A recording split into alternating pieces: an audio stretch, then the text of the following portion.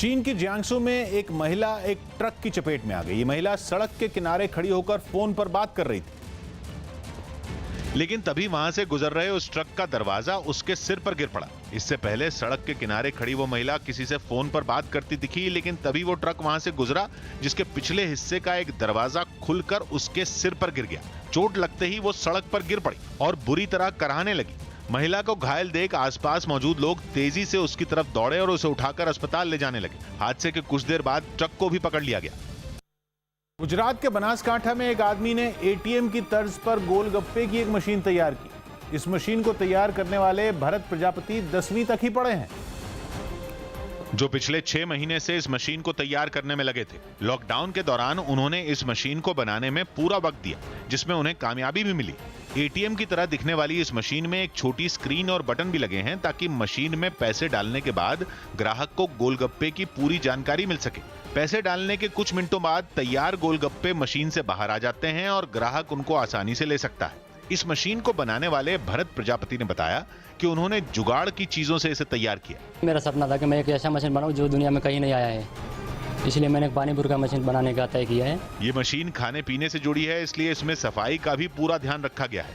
भरत प्रजापति की इस कामयाबी पर उनके गांव वाले भी काफी खुश हैं। ये हमारे गांव के लिए बहुत ही गर्व की बात है कि हमारे गांव के भरत भाई ने ऐसा मशीन का आविष्कार किया है।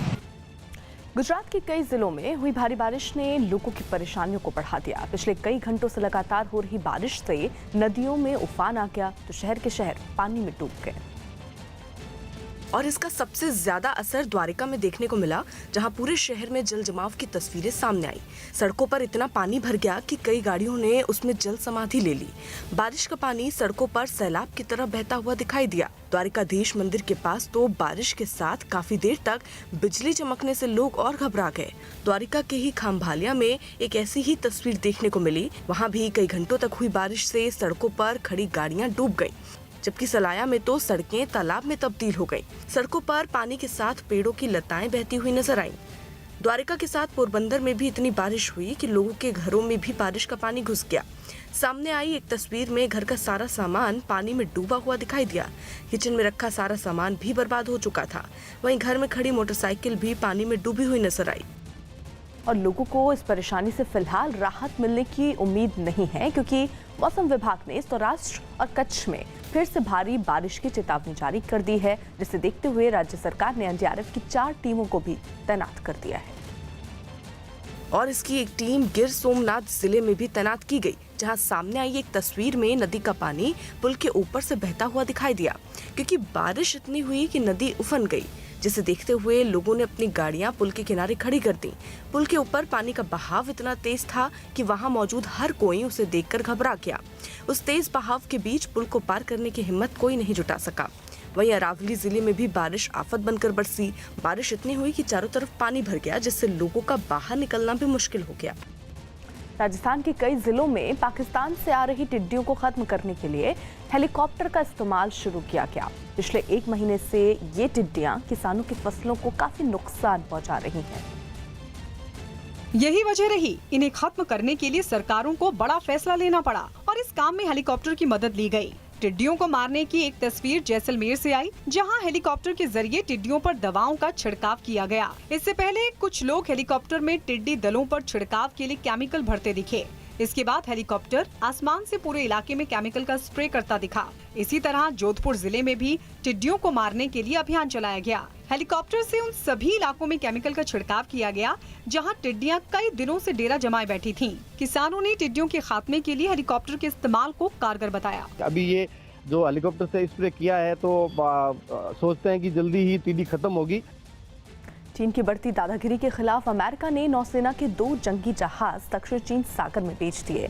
इन जंगी जहाजों ने क्षेत्र में युद्धाभ्यास शुरू कर दिया, जिसके बाद चीन के ग्लोबल टाइम्स ने एक ट्वीट में दक्षिण चीन सागर पर अपना कब्जा बताया, तो अमेरिका ने भी उसे वही जवाब दिया।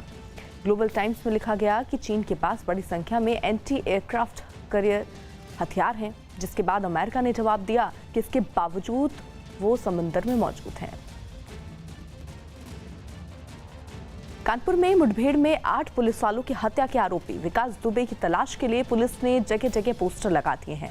मुठभेड़ के बाद विकास दुबे को फरार हुए 3 दिन बीत चुके हैं, लेकिन अभी तक उसका कोई पता नहीं चल पाया है। विकास दुबे को पकड़ने के लिए पुलिस उसकी तस्वीरों को जगह जगह लगाकर मदद करने की अपील भी कर रही है। इस बीच आशंका जताई जा रही है कि विकास दुबे नेपाल या मध्य प्रदेश में चंबल के बीहड़ों में भी भाग सकता है। इसलिए पुलिस विकास दुबे पर शिकंजा कसने के लिए कोई मौका नहीं छोड़ना चाहती। पुलिस ने विकास दुबे पर इनामी रकम को भी बढ़ाकर अब 1 लाख रुपए कर दिया है और उससे उम्मीद है कि पोस्टर लगने से विकास दुबे को छिपने में मुश्किल होगी। कानपुर में विकास दुबे से मुठभेड़ के समय बिजली काटने के मामले में पुलिस का बयान सामने आया। कानपुर पुलिस ने के एसएसपी ने न्यूज़ 18 से एक्सक्लूसिव बातचीत में कहा कि बदमाशों की फायरिंग से बचने के लिए पुलिस ने ही लाइट कटवाई थी। कानपुर पुलिस के मुताबिक थाने से ही विकास दुबे के बिखरू गांव की लाइट बंद करने के लिए फोन किया गया था। विनय तिवारी के द्वारा बिजली विभाग के फ़ोन करके 2 बजे सवा 2 बजे के बाद उन्होंने ये कहा कि बिजली काटने के लिए उनसे अनुरोध किया है और पूछताछ में ये पता चला कि इसलिए बिजली काटने के लिए उन्होंने फ़ोन किया है ताकि वहाँ पे जो लाइट की रोशनी में बदमाश पुलिस को देख के मार रहे थे। तो पहले ये लोग दबिश में गए थे 1 बजे के आसपास, तब लाइट की रोशनी पे ही पुलिस वालों को टारगेट बना के मार रहे थे। इसलिए दोबारा पुलिस वाले टारगेट ना बन जाए, इसलिए वहाँ के लोकल एसओ के द्वारा फ़ोन करके ये बताया गया है कि वहाँ पे बिजली काटने के लिए। दीपक बिष्ट हमारे सहयोगी इस वक्त जुड़ चुके हैं। दीपक, फिलहाल ये जो जांच है वो किस दिशा में बढ़ती हुई नजर आ रही है? अभी तक क्या कुछ साफ हो पाया? देखिए अर्पिता, अभी तक कहीं से भी ऐसा कोई सुराग हाथ नहीं हासिल हुआ है कानपुर पुलिस को जो विकास दुबे तक पहुंचा जा सके और या फिर उससे किसी नज़दीकी तक, क्योंकि लगभग 18 ऐसे लोग हैं जिसमें से अभी भी जो पूरी 18 के 18 में से 17 लोग ऐसे हैं जिनको अभी पकड़ा जाना है। विकास दुबे है, ये सभी कहाँ जा सकते हैं क्योंकि लोकल इनपुट के आधार पर पुलिस का कहना है कि आसपास इनके होने की संभावना है। लेकिन विकास दुबे जो औरैया में और उसके आसपास जो 2-3 गाड़ियां मिली हैं लावारिस हालत में, उनको लेकर पुलिस जांच कर रही है। शक ये है कि वो शायद गाड़ियां बदल कर अपने ठिकानों तक पहुंचा है और या फिर किसी रिश्तेदार की मदद से उसने जो है अपने ठिकाने बदले हैं और ये ठिकाने एक बार नहीं, एक दिन में वो 10-10 गाड़ियाँ भी बदल कर जा सकता है, ऐसा पुलिस का अनुमान है। और ये माना जा रहा है कि औरैया वो काफ़ी पहले से भी जाता रहा था और इसको लेकर औरैया में पुलिस की 2 टीमों ने डेरा डाला हुआ है, जहाँ पर उन्हें ये शक है कि वो बीहड़ की तरफ जा सकता है और अगर एक बार वो बीहड़ के अंदर चला गया तो शायद उसे खोजना बहुत मुश्किल होगा। और सबसे अहम चीज़ है क्योंकि नेपाल की तरफ जाने की उसकी संभावनाएं कम हो रही हैं, क्योंकि जिस तरह से वारदात हुई थी उसके बाद वो बॉर्डर तक पहुँचने में बहुत पकड़े जाने का खतरा उसको था और इसको लेकर वो आसपास ही छिपा रहा। तो पुलिस का ये कहना है कि जिस तरह से चौबेपुर थाने में पुलिस ने लगातार जो सभी वहाँ का स्टाफ था उससे लगातार पूछताछ कर रही थी। कल दिन भर अधिकारी वहाँ पर बैठे रहे, आईजी बैठे रहे। तो कुल मिला के अभी भी पुलिस का जो है सही जगह सटीक निशाना नहीं लग पा रहा। ताकि ठीक है दीपक, रहिए आप हमारे साथ। कानपुर मुठभेड़ केस के मुख्य आरोपी विकास दुबे के घर से पुलिस को हथियार और विस्फोटक भी मिला। विकास दुबे के मकान से 2 किलो विस्फोटक और 6 तमंचे बरामद हुए। इसके अलावा 24 जिंदा कारतूस भी मिले। यही नहीं, 15 देसी बम भी बरामद हुए।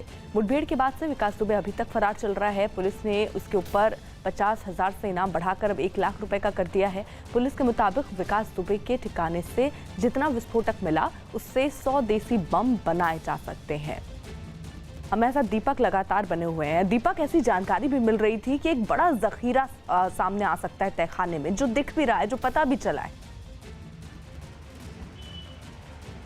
बिल्कुल निश्चित तौर पर पिता, जो 2 किलो विस्फोटक सामग्री यहाँ पर बरामद हुई है और 15 देसी बम है, तो उससे अनुमान पुलिस का ये लग चुका है कि वो काफ़ी बड़ी मात्रा में बम बनाना चाहता था, क्योंकि कुछ कीलें ऐसी मिली हैं जो बम में इस्तेमाल की जाती है। ये ऐसा बम होता है जिसे तुरंत पुलिस पार्टी या किसी पर भी फेंकने की कोशिश की गई थी और उस रात जब पुलिस वहां पर दबिश देने गई थी तो पुलिस पर देसी बमों का भी इस्तेमाल किया गया था और यही वजह है कि 2 किलो विस्फोटक जो है उससे 100 से ज़्यादा देसी बम बन सकते हैं और ये बड़ी साजिश जो है वो बेनकाब हुई है। लेकिन जब तक विकास दुबे नहीं पकड़ा जाता तो दूसरे जो उसका प्लानिंग था, किस तरह से वो यहाँ पर बम बनाना चाहता था, क्या वजह थी, क्या कोई बड़ी साजिश को वो अंजाम देने की फिराक में था, ये सारी चीज़ें जांच के घेरे में। लेकिन पुलिस के खुद होश फाख्ता हो गए हैं जब उन्होंने 2 किलो यहाँ से विस्फोटक बरामद किया है, क्योंकि 100 से ज़्यादा बम बन सकते थे। तो ये सोचने के लिए काफ़ी है पुलिस के लिए कि इससे कितनी बड़ी तबाही वो कर सकता था। तो कुल मिलाकर अभी ये सारी चीज़ें जांच का विषय है। जी उधर यूपी के कानपुर में बदमाश विकास दुबे के 8 पुलिसकर्मियों की हत्या करने पर शिवसेना ने अपने मुखपत्र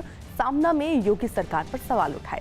शिवसेना ने तंज कसते हुए लिखा कि आज जनता कोरोना की वजह से लॉकडाउन में बंद है, क्या कल गुंडों से सुरक्षित रहने के लिए भी लॉकडाउन में रहना पड़ेगा? शिवसेना ने लिखा कि इस सवाल का जवाब योगी सरकार को ही देना है, क्योंकि उत्तर प्रदेश को उत्तम प्रदेश कहा जाता है। शिवसेना ने पुलिस वालों की हत्या को पूरे देश के लिए झटका भी बताया।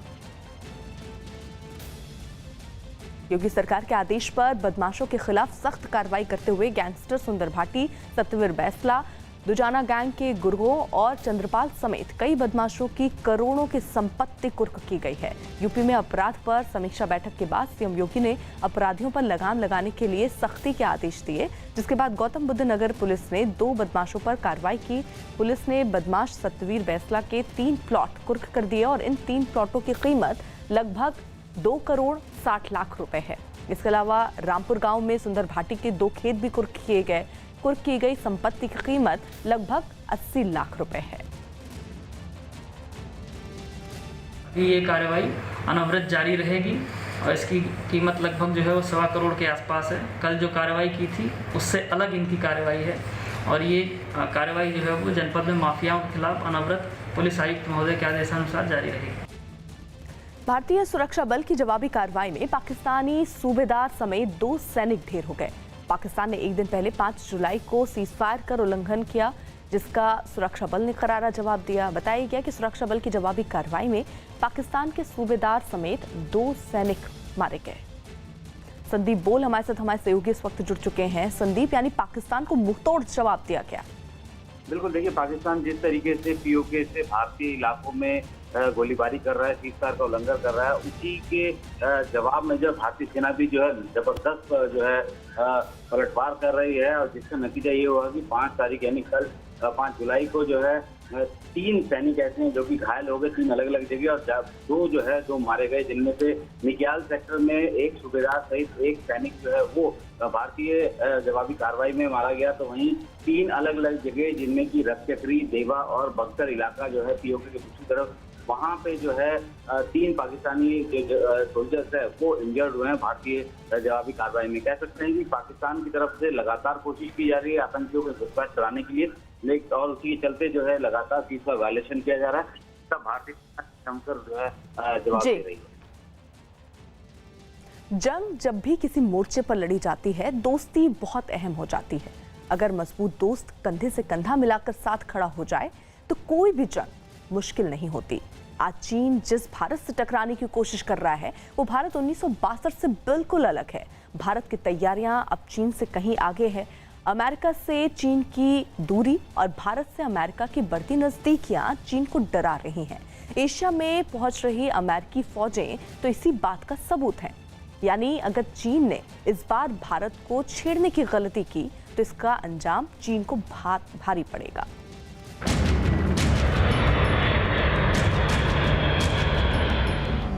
गलवान में चीन को मिली भूल की सजा। भारत को कमजोर समझने की गलती कर बैठा चीन। गलवान में घमासान करने के लिए चीन एक लंबी चौड़ी साजिश रच रहा था, लेकिन भारत के जाबाज जवानों ने उसकी साजिश को धूल में मिला दिया, क्योंकि चीन की चाल का भारत को पहले ही शक हो गया था, इसलिए उससे निपटने की तैयारी पूरी। चीन के धोखे के इतिहास को देखते हुए भारत ने चीन की गलवान साजिश से पहले उससे निपटने के सारे बंदोबस्त कर लिए थे, जिसका नतीजा ये हुआ कि चीन को मुंह की खानी पड़ी। इसके बाद चीन की हर उस चाल पर देश की पैनी नजर है। यही नहीं, हर उस इलाके पर चौकसी बढ़ा दी गई है जहां चीन धोखे से हमला कर सकता है। चीन की चाल से निपटने के लिए भारत और अमेरिका का गठजोड़ काफी अहम भूमिका निभा रहा है। एलएसी पर चीन की साजिशों और धोखे की वारदात में जिस तरह से तेजी आई है, उसके बाद भारत भी पूरी तरह से मुस्तैद है। चीन को जवाब देने के लिए भारत सरकार ने अपने जखीरे से कई ऐसे हथियार निकाल लिए हैं जिसका चीन के पास कोई जवाब नहीं। ये वो हथियार हैं जो भारत ने अमेरिका से पिछले कुछ एक साल में खरीदे हैं। एलएसी पर चीन को जवाब देने के लिए भारत के jumbo jet C-17 globe master बेहद कारगर साबित हो रहा है।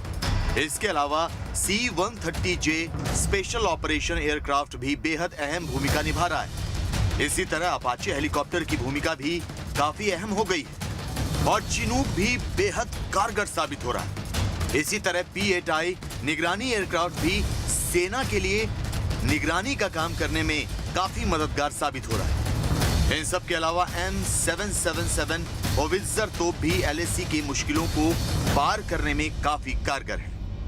इसकी सबसे बड़ी खूबी है कि बहुत ही जल्दी strategic combat airlift capability enhance बढ़ाया है हमारे आर्म्ड फोर्सेस को, और इससे बहुत ही जल्दी हम अपने क्रू को, अपने लोगों को जो सैनिक हमारे हैं उनको उठा सकते हैं।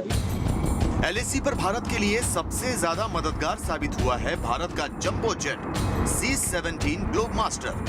C-17 ग्लोबमास्टर की मदद से टैंक तक पहुंचाए जा सकते हैं। इसके साथ ही कम समय में जवान भी सीमा पर पहुंचाए जा सकते हैं। यही नहीं, इसकी मदद से भारी मात्रा में हथियार और गोला बारूद भी पहुंचाया जा सकता है। इक्विपमेंट जितना है अपने सैनिकों को और हथियार को बहुत आसानी से जहां कहीं भी आवश्यकता होगी उस स्थान पर हम पहुंचा सकते हैं। इसके चलते देखिए चीन के साथ जो अभी संघर्ष चल रहा है, अगर बात आगे बढ़ेगी तो उस बढ़ते हुए बात में निश्चित ही ये काफी मददगार साबित होगी। लद्दाख में भारतीय वायुसेना का अड्डा दौलत बेग ओल्डी एक अहम ठिकाना है। दौलत बेग ओल्डी 16,000 फीट की ऊंचाई पर है और LAC से दौलत बेग ओल्डी की दूरी 8 किलोमीटर है। लद्दाख में चीन को जवाब देने के लिए ये बेहद महत्वपूर्ण है। भारत ने अमेरिका से हाल में जो हथियार और सैन्य साजो सामान हासिल किए हैं वो दौलत बेग ओल्डी पर बेहद कारगर साबित हो रहे हैं। C-17 ग्लोबमास्टर के अलावा C-130J स्पेशल एयरक्राफ्ट भी बेहद अहम भूमिका निभा रहा है। इस एयरक्राफ्ट से जवानों की कम समय में तैनाती में काफी मदद मिल रही है। साथ ही निगरानी के लिए P-8I भी काफी मददगार है। P-8I निगरानी एयरक्राफ्ट है। इसकी मदद से लद्दाख में आसानी से निगरानी की जा सकती है और खुफिया जानकारी भी जुटाई जा सकती है। डोकलाम में भी ये एयरक्राफ्ट मददगार साबित हुआ था। की डेट में हमारे स्क्वाड्रन में 8 P-81 एयरक्राफ्ट है और इसकी सबसे बड़ी खासियत ये है कि एक बहुत लॉन्ग रेंज तक उड़ने वाला एयरक्राफ्ट है। लगभग 1200 नॉटिकल माइल तक इसकी रेंज है और इसके साथ साथ लगभग 450 नॉटिकल माइल इसकी टॉप स्पीड है। LAC पर अमेरिका से आए जो सैन्य साजो सामान भारत की ताकत बने हैं उनमें अपाचे और चिनूक हेलीकॉप्टर भी शामिल हैं। चिनूक दुर्गम इलाकों में सामान पहुंचाने के लिए बेहद कारगर साबित होता है और अपाचे दुनिया के सबसे ताकतवर हेलीकॉप्टर में से एक है। अपाचे हमला करने वाला हेलीकॉप्टर है। LAC के मुश्किल हालात में उड़ान भर सकता है। अपाचे 280 किलोमीटर प्रति घंटे की रफ्तार से उड़ सकता है और खुद को रडार की नजरों से बचा भी सकता है। ये हेलीकॉप्टर एक बार में 16 एंटी टैंक मिसाइल छोड़ सकता है। यही नहीं, LAC पर चीन की किसी भी चाल का कम समय में जवाब देने में ये बेहद कारगर है। जहाँ पे पहाड़ियाँ हैं, जहाँ पे नदी हैं और जहाँ पे घाटियाँ हैं कि आसानी से जो हमारी वॉर मशीनरी है वो आसानी से उसके आगे नहीं बढ़ सकती। तो उस कंडीशन में हमारे लिए इस तरह की तोप का, इस तरह के हावित्जर गन्स का इस्तेमाल और उसकी वैल्यू बहुत ज़्यादा बढ़ जाती है। भारत ने M77 होवित्जर तोप भी अमेरिका से खरीदी। ये बेहद हल्की है और दुर्गम इलाकों में काफी कारगर साबित होती है। इसकी रेंज करीब 25 किलोमीटर तक है। इसे बेहद कम समय में मोर्चे पर तैनात किया जा सकता है। अपनी इन्हीं खूबियों की वजह से ये तोप LAC के लिए काफी कारगर मानी जा रही है और ये किसी भी मुकाबले के लिए पूरी तरह से तैयार है। भारतीय तटरक्षक बलों ने श्रीलंका में के 6 मछुआरों को समुद्र से सुरक्षित बचा लिया, जो खराब मौसम की वजह से 4 दिनों से चेन्नई के पास समुद्र में फंसे हुए थे। जिसके बाद भारतीय तटरक्षक बल के जवान वहां पहुंचे और सभी मछुआरों को सुरक्षित बचा लिया। चेन्नई से करीब 170 मील की दूरी पर एक मछली पकड़ने वाली नाव पलट गई थी, जिस पर ये सभी मछुआरे सवार थे।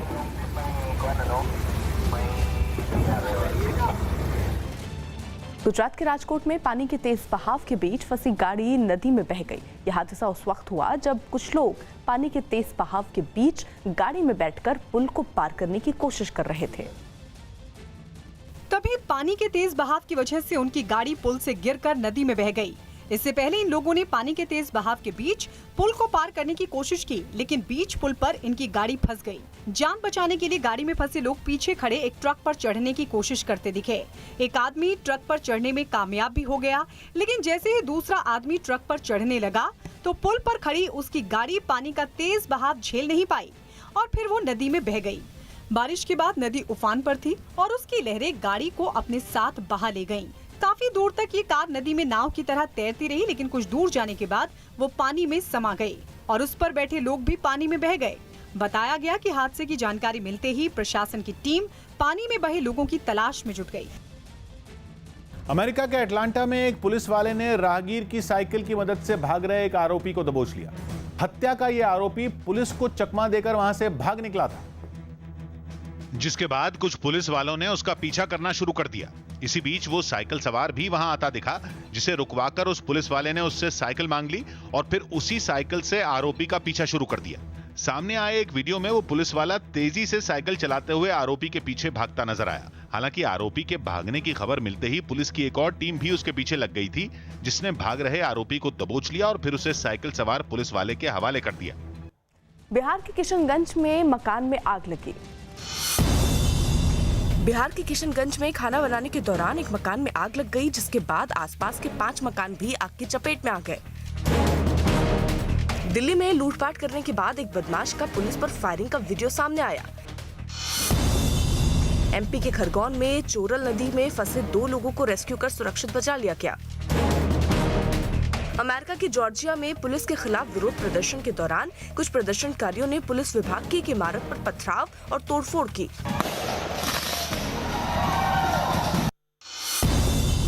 बेंगलुरु के गुरुपुरा इलाके में भारी बारिश से जमीन खिसकने के बाद एक मकान ढह गया। गुजरात के गिर सोमनाथ में बारिश के बाद आई बाढ़ से कई रिहायशी इलाके जलमग्न हो गए। पाकिस्तान की राजधानी इस्लामाबाद में बनने वाले पहले कृष्ण मंदिर की नींव को कुछ कट्टरपंथियों ने ढहा दिया। इमरान सरकार ने 2 दिन पहले ही फतवे के आगे घुटने टेकते हुए मंदिर के बनने पर रोक लगा दी थी। पाकिस्तान सरकार अब धार्मिक पहलू देखने के बाद मंदिर बनने पर फैसला लेगी। इससे पहले इस्लामाबाद में पहला मंदिर बनाए जाने से पहले ही बवाल शुरू हो गया था। कई कट्टरपंथी संस्थाओं ने सरकार के फैसले का विरोध किया था।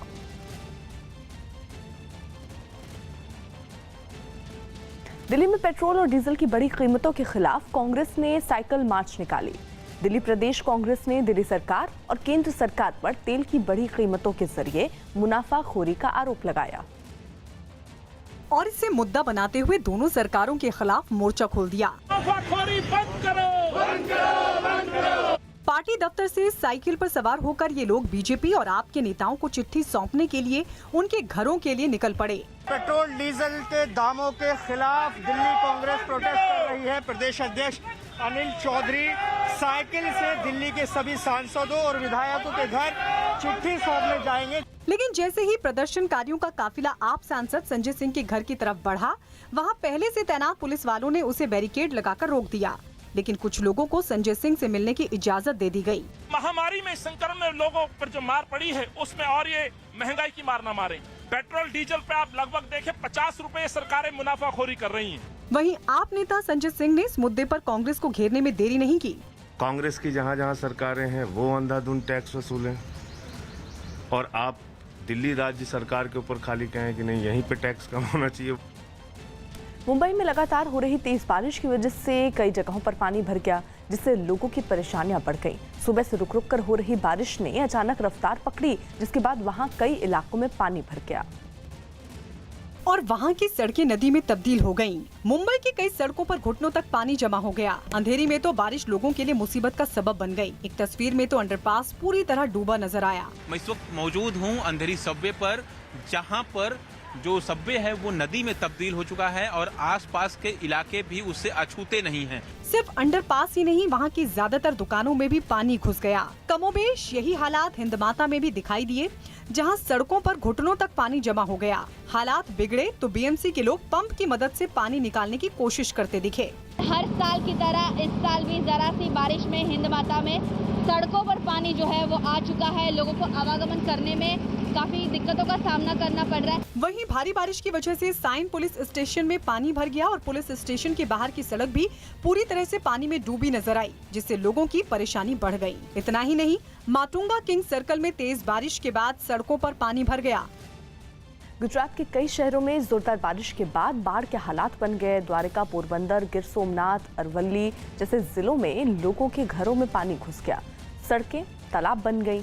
इन जिलों में नदियां जो हैं वो उफान पर हैं, जिसकी वजह से पानी भरता हुआ भी दिख रहा है। बारिश और बाढ़ से हालात ऐसे हो गए कि लोगों का घरों से निकल पाना मुश्किल हो गया। वहीं मौसम विभाग ने अगले 3 दिनों तक सौराष्ट्र, उत्तर और दक्षिण गुजरात में भारी बारिश का अलर्ट जारी किया है। गुजरात के जूनागढ़ में भारी बारिश के बाद बाढ़ के हालात दिख रहे हैं। लगातार हो रही बारिश की वजह से वहां नदियां उफान पर है, उनका जलस्तर बढ़ गया है, जिसके बाद वहां बने एक पुल के ऊपर नदी का पानी आ गया, जिसकी वजह से पुल के ऊपर से गुजरने वाली गाड़ियां पानी में फंस गईं। इस दौरान पुल के दोनों किनारों पर गाड़ियों की लंबी कतार नजर आई। इस बीच एक पानी के तेज बहाव में एक कार बहकर नदी में गिर गई। हालात इस कदर बिगड़ गए कि जहां तक नजर गई वहां तक सिर्फ पानी ही पानी नजर आया। इस दौरान कुछ लोग कमर तक भरे पानी में डूबकर रास्ता पार करने को मजबूर दिखे। वहीं बाढ़ का पानी रिहायशी इलाकों में भर गया, जिसके बाद कई मकान पानी में डूबे दिखे। वहीं सड़कों पर पानी ऐसे बह रहा था मानो वहां तेज धार में कोई नदी बह रही हो। बारिश और बाढ़ की वजह से हालात इतने बिगड़ गए कि नदी और सड़क में फर्क करना मुश्किल हो गया। हालात का अंदाजा इसी बात से लगाया जा सकता है कि जिन सड़कों पर कल तक गाड़ियां गुजर रही थीं, वहां पैदल चलना तक मुश्किल हो गया है। बताया गया कि जूनागढ़ के अलावा गिर सोमनाथ, पोरबंदर, अमरेली और द्वारका में भारी बारिश हुई, जिससे लोगों की परेशानियां बढ़ गई।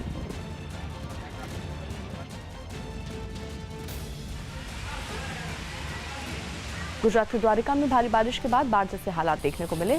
संभालिया में 14 घंटे में 18 इंच बारिश दर्ज की गई। भारी बारिश से नदी और नालों का पानी उफान पर है, सड़कें पानी से लबालब भर गई। कई सड़कों में गाड़ियां जो हैं वो डूबी नजर आईं। वहीं लोगों के घरों में भी पानी घुस गया, जिसमें खाने पीने का सामान भी बहता दिखा। हालात ऐसे हुए कि घरों में कहीं भी बैठने तक की जगह नहीं बची। कमरों में घुटनों तक पानी भर गया, जबकि बेड भी पानी में डूबे नजर आए। ऐसे में लोगों को खाने पीने की दिक्कतों का भी सामना करना पड़ रहा है। गुजरात के पोरबंदर में भी तेज बारिश के बाद सड़कें नदियों में तब्दील हो गई। जोरदार बारिश के बाद पूरे शहर में पानी ही पानी नजर आया। बारिश इतनी हुई कि लोगों को इस पानी में डूबकर गुजरना पड़ रहा है। घर में भी पानी पहुंच गया, वहां रखा सामान लोगों का खराब हो गया, पानी में तैरता नजर आया। भारी बारिश की वजह से स्थिति कुछ ऐसी हो गई है। हालांकि कोशिश वहाँ हो रही है कि पानी को वहाँ से निकाला जा सके, लेकिन बारिश होने की वजह से स्तर जो है पानी का बढ़ता जा रहा है। वहीं दूसरी तस्वीर आप देखिए, घर के अंदर ये पानी पहुँच चुका है। लोगों का सामान जो है वो पानी में बहता हुआ नजर आ रहा है।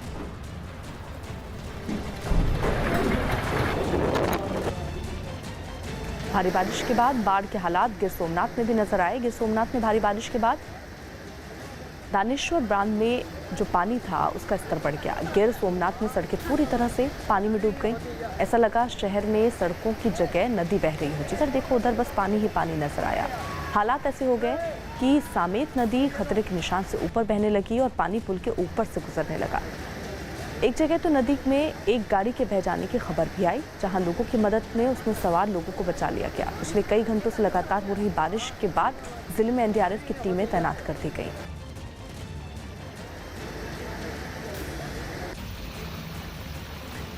वहीं गुजरात के अरवली में लगातार बारिश की वजह से बाढ़ के हालात बन गए। सड़कें बारिश के पानी में डूबी दिखी। जोरदार बारिश की वजह से लोग घरों में ही कैद हो गए। निचले इलाकों में पानी भरने की वजह से भी लोगों की परेशानियां बढ़ी। घुटनों तक पानी में डूबकर लोग वहां से गुजरने पर मजबूर नजर आए। वहीं घर के अंदर पानी घुसने से बर्तन, सामान सब पानी में बहते नजर आए।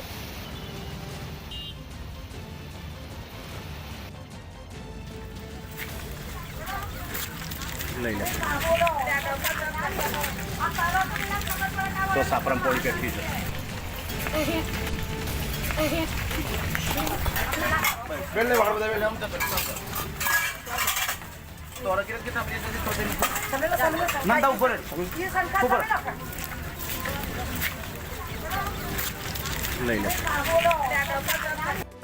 झारखंड के जमशेदपुर में कोरोना मरीज की मौत के बाद उसके अंतिम संस्कार का कुछ लोगों ने विरोध किया। कोरोना की वजह से एक आदमी की मौत के बाद स्वास्थ्य कर्मियों के साथ कुछ लोग शमशान पहुंचे और अंतिम संस्कार की तैयारी में जुट गए, लेकिन तभी सैकड़ों की संख्या में लोग वहां पहुंचे और अंतिम संस्कार करने का विरोध शुरू कर दिया। हंगामा बढ़ते ही एसपी की अगुवाई में कई पुलिस वाले भी घटना वाली जगह पहुंचे और लोगों को समझाने की कोशिश की, लेकिन लोगों ने पुलिस की अपील को नकार दिया और शमशान के गेट पर डटे रहे। विरोध में शामिल कुछ लोगों की पुलिस से तीखी बहस भी हुई। बताया गया कि इनमें कुछ महिलाओं ने तो पुलिस कर्मियों पर पथराव भी कर दिया, जिसके बाद पुलिस वालों ने उन्हें जबरन हिरासत में ले लिया।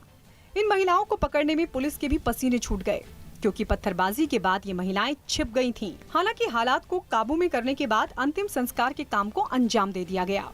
उन लोगों को ये संदेह है कि क्या यहाँ संस्कार होने से कोरोना इधर फैल सकता है, इस चीज़ का एक लोगों का तो आशंका है, मगर ऐसा कुछ है नहीं।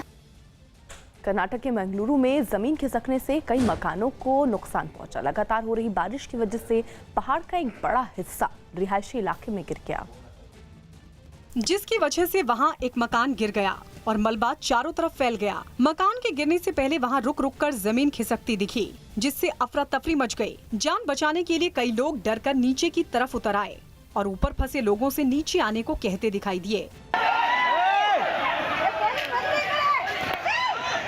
इस बीच जमीन का एक और हिस्सा ढह गया, जिसकी वजह से कुछ पेड़ टूटकर सड़क पर आ गिरे। इसके बाद जमीन का एक दूसरा हिस्सा खिसका, जिसकी चपेट में आकर एक मकान भर-भराकर गिर पड़ा। मलबा गिरने से वहां सड़क भी बंद हो गई, जिसे हटाने के लिए मशीन की मदद ली गई। इसके अलावा रास्तों को खोलने की भी कोशिशें शुरू हो गईं। गुजरात के द्वारका में भारी बारिश हुई। गुजरात के द्वारका में भारी बारिश के बाद सड़कों पर कई फीट तक भरे पानी में गाड़ियां डूबी नजर आईं। गुजरात के पोरबंदर में भी भारी बारिश के बाद सड़कों पर जगह जगह पानी भरने से लोगों की परेशानियां बढ़ गईं। राजस्थान के कोटा में पुलिस ने अवैध शराब के साथ 5 लोगों को पकड़ लिया। आंध्र प्रदेश के विशाखापट्टनम में पुलिस ने नशे के कारोबार से जुड़े 4 लोगों को गिरफ्तार कर लिया। उत्तर प्रदेश के फतेहपुर में अचानक भड़के एक हाथी ने काफी देर तक उत्पात मचाया। इस घटना का एक वीडियो भी सामने आया, जो सोशल मीडिया पर तेजी से वायरल हो गया, जिसमें दिखा कि सड़क पर एक हाथी अपने पैरों से वहां खड़ी एक मोटरसाइकिल को रौंदने लगा। उस भड़के हुए हाथी को देखकर लोग उससे दूरी बनाकर खड़े हो गए। डर के मारे हाथी पर बैठा आदमी भी नीचे नहीं उतर सका। कुछ देर बाद उस हाथी ने सड़क किनारे बनी एक झोपड़ी को भी ढा दिया। उसने अपनी सूंड से झोपड़ी को पूरी तरह तोड़ दिया, जिसे देखकर वहां मौजूद लोग और घबरा गए। बताया गया कि काफी देर बाद वन विभाग की टीम वहां पहुंची, जिसने उस हाथी पर काबू पाया। पश्चिम बंगाल के 24 परगना में बीजेपी सांसद अर्जुन सिंह पर कुछ लोगों ने हमला कर दिया। अर्जुन सिंह के समर्थकों ने इस हमले का आरोप टीएमसी कार्यकर्ताओं पर लगाया और सड़क पर हंगामा शुरू कर दिया, जिसकी जानकारी मिलते ही वहां पुलिस की कई टीमें पहुंच गईं। पुलिस ने सबसे पहले अर्जुन सिंह का हालचाल लिया और उसके बाद समर्थकों को शांत कराने लगी। इस हमले में सांसद को कोई चोट नहीं आई, लेकिन उनकी गाड़ी बुरी तरह टूट फूट गई। यह हमला उस वक्त हुआ जब अर्जुन सिंह कुछ कार्यकर्ताओं के साथ कार से जा रहे थे। ममता बंदोपाध्याय যেভাবে করছেন তার সঙ্গী সাথীরা অনুগামীরা ভাইয়েরা যে গুন্ডাগর্দি করছেন একজন সাংসদ তার গাড়ি এভাবে ভাঙতে পারে। वहीं इस हमले के कुछ ही देर बाद 24 परगना में टीएमसी के एक दफ्तर में भी तोड़फोड़ और आगजनी की गई।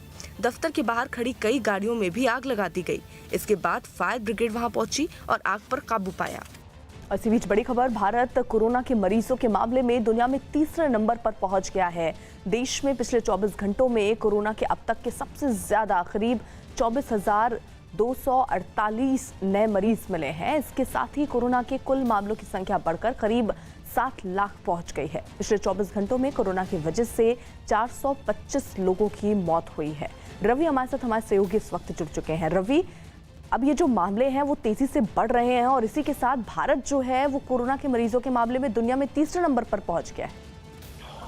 देखिए, तीसरे नंबर पर इसलिए भी पहुंचा क्योंकि लगातार मामलों की संख्या है, यानी कि जो 24 घंटे में हर रोज हम आंकड़े बताते हैं और उसमें तेजी से इजाफा हो रहा है और यही वजह है कि 24,248 नए मामले पिछले 24 घंटे में आए। 425 लोगों की पिछले 24 घंटे में मौत हुई। लेकिन इसके अगर हम कंपैरिजन करें, क्योंकि रूस को पीछे छोड़ते हुए भारत तीसरे नंबर पहुंचा है, तो रूस में इतने ज्यादा मामले नहीं आ रहे थे। अभी हाल फिलहाल में रूस में काफी ज्यादा मामले थे और भारत से काफी आगे था आंकड़ों के मामले में, लेकिन अब भारत दुनिया में तीसरे नंबर पहुंच चुका है। और एक चीज और भी देखने को मिली है कि जो पॉजिटिविटी रेट है उसमें भी इजाफा हुआ है। आज देखने को मिला है कि 13.42 यानी कि 13.42 पॉजिटिविटी रेट है। ये पॉजिटिविटी रेट उसको कहते हैं कि नंबर ऑफ टेस्ट जो होता है, यानी कि 24 घंटे में एक दिन में जो टेस्ट होता है उसमें कितने लोग पॉजिटिव पाए जाते हैं, उसको पॉजिटिविटी रेट का कहते हैं। तो फिलहाल उसमें भी काफी इजाफा देखने को मिल रहा है। जी। एमपी के कई इलाकों में भारी बारिश लोगों के लिए मुसीबत बन गई है। वहां के नरसिंहपुर इलाके में कई घंटों की बारिश के बाद बाढ़ जैसे हालात बन गए और सड़कों पर सैलाब बहता दिखा। सड़क पर बहते पानी को देखकर ऐसा लगा कि जैसे कोई नदी बह रही हो। बारिश का पानी कई दुकानों और मकानों में भी घुस गया और हालात इतने खराब हो गए कि मजबूरी में लोग घुटनों तक भरे पानी से ही निकलते दिखाई दिए। वहीं छत्तीसगढ़ के कवर्धा में भी लगातार कई घंटों तक जोरदार बारिश हुई, जिससे जगह जगह पानी भर गया। मध्य प्रदेश के रीवा में बीच सड़क पर दो लोगों ने मिलकर एक आदमी की पिटाई कर दी। बताया गया कि उस आदमी का उन लोगों से कोई पुराना विवाद चल रहा था, जिस पर बात इतनी बिगड़ गई कि दो लोग उस आदमी को बीच सड़क पर ही पीटने लगे। दोनों ने उसके हाथ पकड़ लिए ताकि वो भाग न सके, जिसके बाद उन्होंने काफी देर तक उसकी पिटाई की। इस दौरान कई लोग वहां से गुजरते दिखे, लेकिन किसी ने भी बीच बचाव करने की हिम्मत नहीं जुटाई। कुछ लोग तो अपनी गाड़ियां रोककर इस मारपीट को देखते रहे। काफी देर बाद आसपास के एक दो लोग वहां पहुंचे और पिट रहे आदमी को बचाने की कोशिश की। झारखंड के बोकारो में एक बदमाश ने दुकान से बंदूक दिखाकर हजारों के गहने लूट लिए। गहने लूटने के बाद जब दुकानदार ने बदमाश को रोकने की कोशिश की तो वो वहां से भागने की कोशिश करने लगा, तो उसने दुकानदार पर बंदूक तान दी। वो बंदूक दिखाकर कुछ देर तक दुकानदार को डराता रहा और फिर वहां से फरार हो गया। ये बदमाश ग्राहक बनकर दुकान के अंदर पहुंचा था। कुछ देर तक वो गहने खरीदने के बहाने काउंटर पर बैठा रहा और फिर लूटपाट कर फरार हो गया। बताया गया कि बदमाश के साथ उसका एक साथी भी था जो दुकान के बाहर खड़े होकर निगरानी कर रहा था। घटना की जानकारी मिलने के बाद पुलिस वहां पहुंची और छानबीन में जुट गई। पुलिस ने बदमाशों को जल्द से जल्द पकड़ने का भरोसा भी दिया। सोने का एक चेन और एक लॉकेट वो ले लिया है और उसने एक राउंड गोली भी चलाया है।